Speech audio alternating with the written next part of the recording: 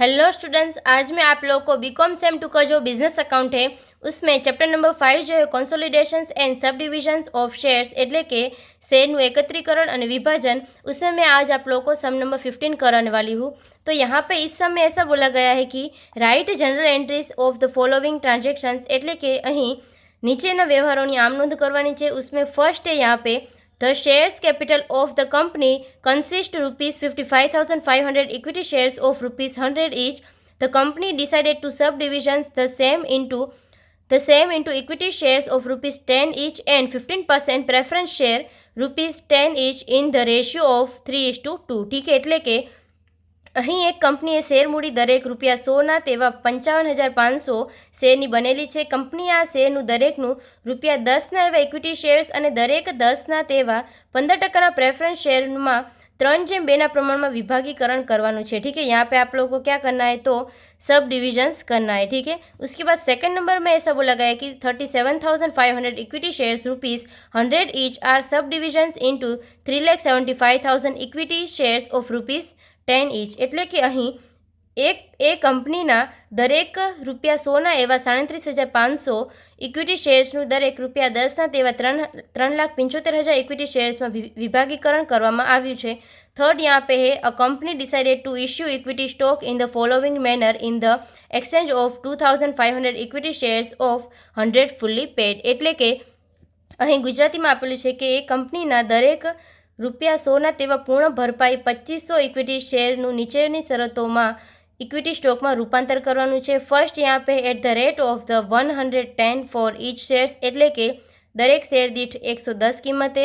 Second है यहाँ पे at the rate of 95 for each shares એટલે કે દરેક શેર દીઠ 95ની કિંમતે। ठीक है, तो फर्स्ट जो यहाँ पे ट्रांजेक्शन्स दिया उसकी हम लोग एंट्री करेंगे। तो यहाँ पे 55,000 का 500 इक्विटी शेयर्स है और रुपीज़ कितने हैं 100। तो फर्स्ट हम लोग क्या करेंगे, यहाँ पे आप लोग को लिखना होगा कि equity shares capital account debit करेंगे એટલે કે इक्विटी शेयर मूडी खाते उधार। 2 यहाँ पे हम लोग क्या करेंगे तो यहाँ पे आएगा इक्विटी शेयर्स कैपिटल अकाउंट એટલે કે शेयर मूडी खाते, और 2 यहाँ पे हम लोग क्या करेंगे तो 15% प्रेफरेंस शेयर कैपिटल अकाउंट। ठीक है, એટલે કે 15%ના प्रेफरेंस शेयर खाते जमा। और अमाउंट हम लोग किस तरह से लिखेंगे तो 55,500 इंटू 100 करेंगे, यानी कि यहाँ पे आप लोग को अमाउंट क्या मिलेगी तो 55,50,000 की अमाउंट मिल जाएगी। उसके बाद यहाँ पे क्रेडिट हम लोग कितना करेंगे और डेबिट कितना करेंगे तो वो आप लोग को रेशियो दिया है 3:2। ठीक है, ये रेशियो में आप लोग को इन दोनों में अमाउंट लिखनी है।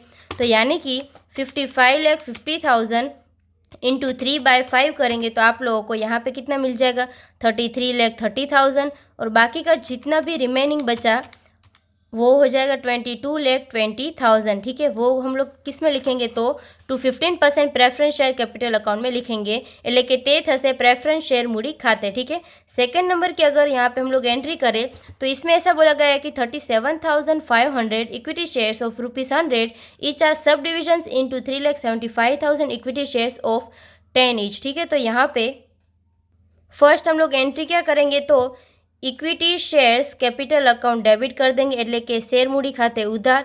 2 यहाँ पे हम लोग क्या करेंगे इक्विटी शेयर्स कैपिटल अकाउंट। ठीक है, એટલે કે તે શેર મૂડી ખાતે જમા થશે। और अमाउंट हम लोग किस तरह से लिखेंगे तो 37,500 इंटू 100 हुआ, यानी कि 37,50,000 आप लोग को डेबिट मिल जाएगा।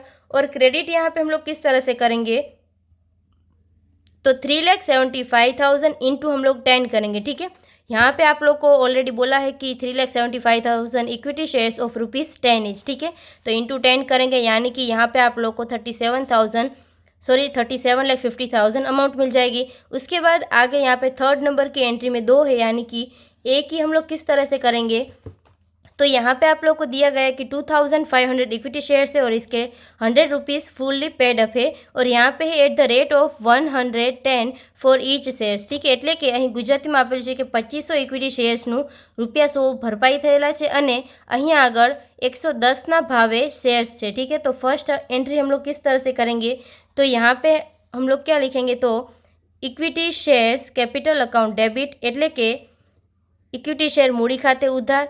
यहाँ पे उसके बाद यहाँ पे क्या लिखेंगे तो इक्विटी नहीं लिखेंगे बल्कि क्या लिखेंगे तो स्टॉक डिस्काउंट अकाउंट डेबिट, ठीक है। એટલે કે સ્ટોક વળતર ખાતે ઉધાર થશે। टू यहाँ पे हम लोग क्या करेंगे तो इक्विटी स्टॉक अकाउंट, ठीक है, એટલે કે इक्विटी स्टॉक खाते। और अभी अमाउंट हम लोग किस तरह से लिखेंगे तो यहाँ पे 110 है तो वो आप लोग को स्टॉक अकाउंट में लिखना होगा 2500 इंटू 110। और यहाँ पे हम लोग क्या करेंगे 2500 इंटू 10 करेंगे और यहाँ पे करेंगे 2500 इंटू 100, ठीक है। तो यहाँ पे अगर हम लोग इसका इन दोनों का कैलकुलेशन करके अमाउंट निकालें तो यहाँ पे आप लोग को 25 लाख की अमाउंट मिल जाएगी। उसके बाद यहाँ पे आप लोग को 2,50,000 की अमाउंट मिल जाएगी और यहाँ पे कितनी मिलेगी तो 25,000 की अमाउंट मिलेगी। यानी कि इन दोनों का टोटल क्या हो जाएगा तो क्रेडिट साइड हो जाएगा 2500 इंटू 110। तो आप लोग को एक क्रेडिट साइड कितना मिलेगा 2,75,000, ठीक है। इस तरह से ए की एंट्री होगी। उसके बाद बी की एंट्री में हम लोग क्या करेंगे तो यहाँ पे दिया गया है कि at the rate of 95 for each shares, એટલે કે एक शेयरना 95 भावे। तो यहाँ पे हम लोग क्या करेंगे तो आप लोग को लिखना होगा equity shares capital account debit, એટલે કે शेयर मूड़ी खाते उधार।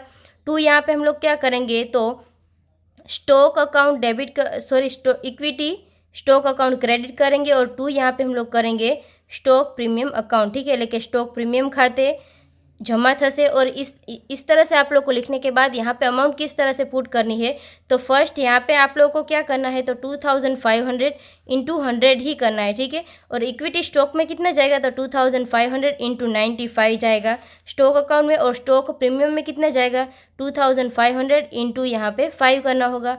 यानी कि अगर कैलकुलेशन करें तो 2,50,000 हम लोग को अमाउंट मिलेगी।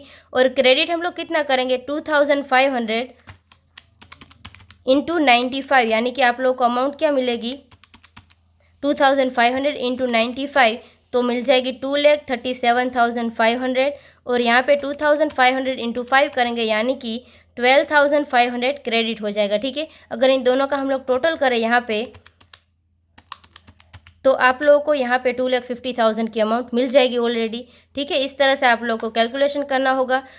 जब भी आप लोगों को इस टाइप का सम पूछा जाए यानी कि जब भी जनरल एंट्रीज पूछी जाए तो आप लोगों को इस तरह से करनी होगी, ठीक है। यानी कि जब भी यहाँ पे जो जितना भी 100 रुपीज़ दिया है, ठीक है, 100 रुपीज़ के ऊपर है तो वो क्या हो जाएगा डिस्काउंट होगा। और 100 रुपीज़ से कम है तो वो प्रीमियम हो जाएगा, वो आप लोग को याद रखना होगा, ठीक है। तो यहाँ पे ये जो सम नंबर 15 था वो कंप्लीट होता है। I hope you understand and thank you all.